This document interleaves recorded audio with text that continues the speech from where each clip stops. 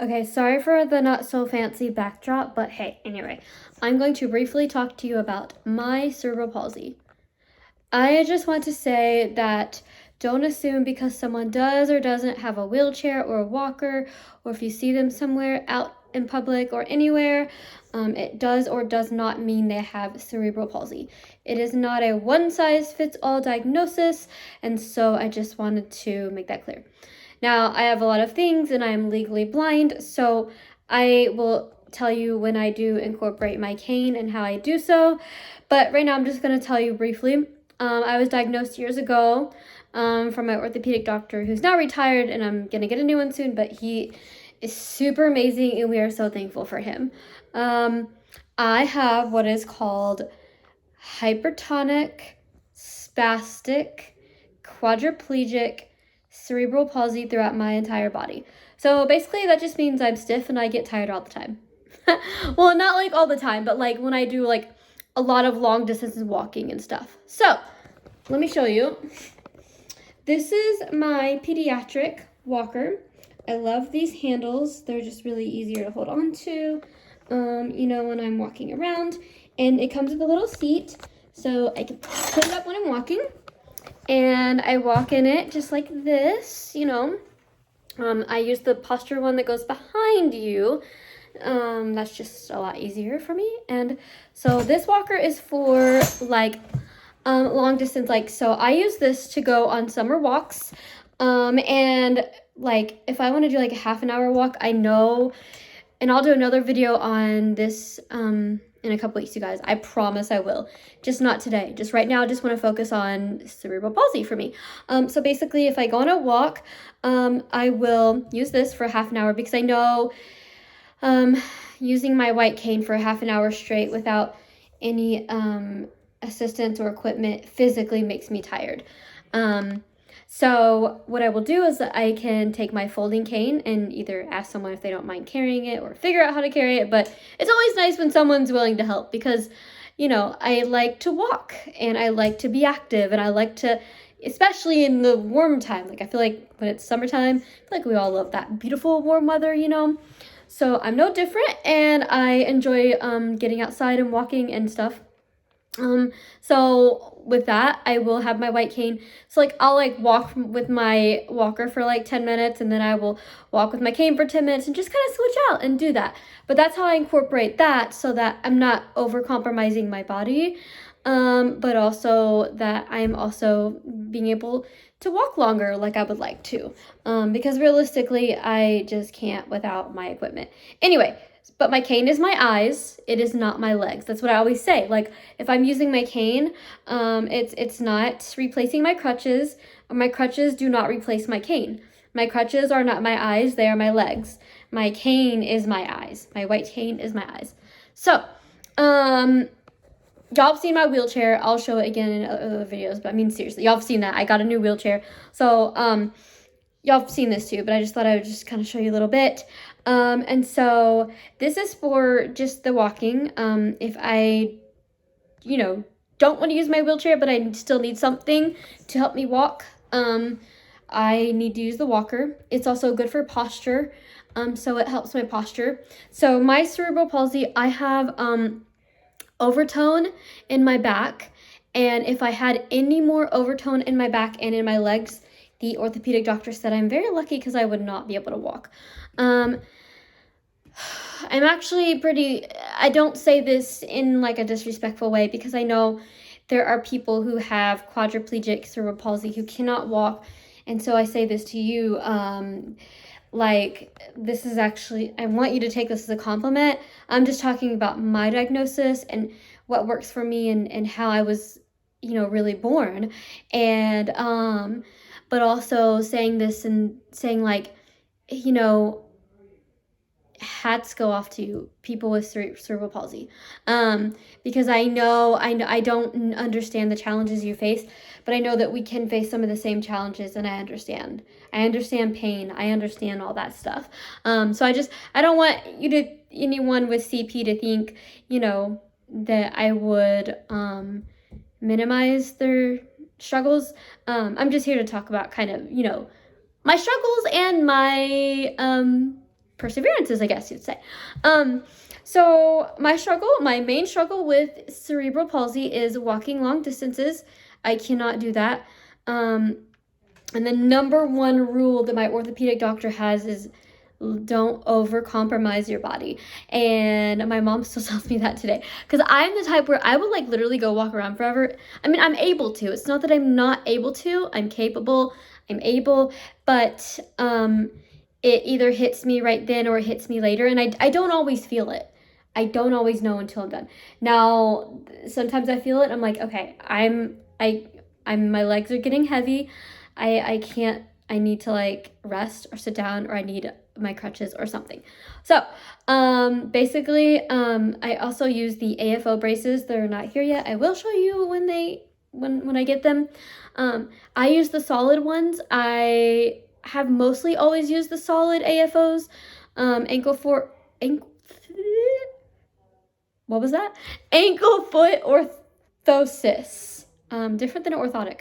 Anyway, so I have the braces, the leg braces. And so we tried the hinged ones one time just to see if and I kept falling with them, and it was terrible, and we were like, nope. So went back to the solid ones, and it worked a lot better. So the main reasons that I use and I've used all different kinds of AFOs, the main reason that I use AFOs is number one, when I'm walking, to give me more support, so that I have a boost. So, it actually does help. Like, maybe I can use my cane for like 5 more minutes. Again, I don't need to overcompromise it, but I do want to be free and choosing what I want to use when I can. So, I will always have my cane with me. So, it helps my balance and it helps my back. Everything's tied together, whatever. And they also keep my feet and my legs from contracting, because they contract a lot at night and it hurts a lot and it's terrible, and they can't be corrected at this point, but they can be corrected while the braces are on. So that's pretty helpful. I can use them to sleep at night, but they're mostly for the daytime. So they can be for both, but they're mostly for the daytime. So, which makes more sense because I do activity. I like to be active. So when do I use my wheelchair? Well, if I go to the mall. So for example, you guys don't always see it, but I may have my folding cane in like a backpack, or something, and I will always have my folding cane with me, so I can switch out. Like, if I go to the mall for like 4 hours, or whatever, like that is a place I actually either need the wheelchair or the walker. And we have kind of found as of right now, and I'm open to doing either one. Like, it doesn't bother me as long as I'm not hurting. I'm open to doing either one. But what it is helpful is sometimes I just need to sit, because my back will lock up. I have a lot of overtone in my back. I also have spinal strain and spinal stenosis. That's another video for another day because it's part of dwarfism, but because I have CP, it's kind of like a double whammy anyway. So, but the spinal strain, so I can literally only bend over like this far, and then my back is starting to stretch and it's gonna lock up. So instead of bending over, I actually just kind of have to get on my knees, and if I need to pick up something, I pick it up, and then I either use my walker or my bed or the table or something just to kind of help me get back up, my balance, whatever. Like, I can do it, I'm fine. But so yeah, I can't, my spine's a little crooked. So if you see me veering when I walk, it's kind of one of those things where a lot of blind people who are blind, they do veer. That is a common thing for people who are blind, but I can promise you that's not why I veer. It's my hips, my spine does not align. It is a little bit crooked, and one sticks out more than the other, and that is why sometimes you could see me veer. So that is that. Also, the doctor said, and this is why I wanted to tell people who have CP who are not maybe able to walk as much, or you do use your wheelchair for full time, you are awesome. And I really honestly mean that from the bottom of my heart. I just think that it's interesting because, that's my whole point of like, two people can have quadriplegic cerebral palsy, but their symptoms are different and they have to do things differently, and that is okay. So for me, the doctor told us, like, if I'm lucky, I actually am able to walk. That's exactly what he said. He said, you are so fortunate, because most people with the type of cerebral palsy that you have are not able to walk like this. So I'm extremely thankful, sorry, and grateful for that. So that's why I try to keep moving. I do physical therapy exercises, not. So I was in physical therapy for years throughout my college years, and 3 times a week, 2 hours. It was hard, y'all. It was hard. You have to have a goal, and we didn't really know what the goal was. The main goal for my doctor was just to try to get my body to be a little less tense in my back. But then after, we repeated this physical therapy exercises, and then we take a break, and then we repeat it again. And finally he checked my back, and he did x-rays, and he's like, it's just not helping. So I also do, he gave us papers and physical therapy exercises to just continue for literally like the rest of my life. So he even said, like, jumping on trampolines and swinging and swimming and all those kinds of things. Those are not childish things. Those are things that are good for your body. Just don't overdo it. And so that was his number one rule, is don't overcompromise your body. Because I can't believe I'm telling you guys this story, but I'm going to tell you guys the story really briefly. When I first started using a walker full-time, I say full-time, but like it was full-time in college. I did always have my cane with me, but I did need to use my walker a lot when I got really sick, because basically I had a lot of seizures, and I had hundreds a day for a couple months, and it just damaged my spine down. Basically made it weaker. So anyway, I've gotten a lot stronger since then, but it is what it is, So basically, it's not funny, but it's just kind of, when I think about these moments, I'm like, wow. So the doctor wanted me to start using a walker a little more, just to help, when I was in college, to help me be able to physically get where I needed to go and not hurt, because he knew I was in pain. I knew I was in pain, and I had to be honest with myself. And so it wasn't this walker. It was, obviously it wasn't this walker, because what I'm about to tell you, you're going to be like, oh my goodness. So I was getting a lot of information at one time. Like, I was finding out more about my epilepsy. I was finding out more about, possibly getting a wheelchair, but he wanted to evaluate me and see how I was doing with the walker and seeing if that helped. And I was straining a lot at the time. Like, I had chest strain one time. I strained my spine. I strained my back, and that's not good. So if you minimize kind of some of that activity, you won't do that. That doesn't mean don't walk and don't be active. That just means you gotta find other ways to do things so you're not physically straining your body when you have disabilities, right? So, and I learned a lot through this. I learned a lot about my faith. So basically, I remember it was like I'd been using a walker for a month, and I was like not feeling tired. And it was great. Like, getting to classes in college and getting, going was physically great. Like, I literally felt good. I was like, oh my goodness, I'm not hurting. I loved it. However, I was at the time, I became upset. I wasn't upset that the walker was working. I was upset at the time, and I'm no longer like that. Again, this was in 2013. So we're talking 10 years ago. I was upset because I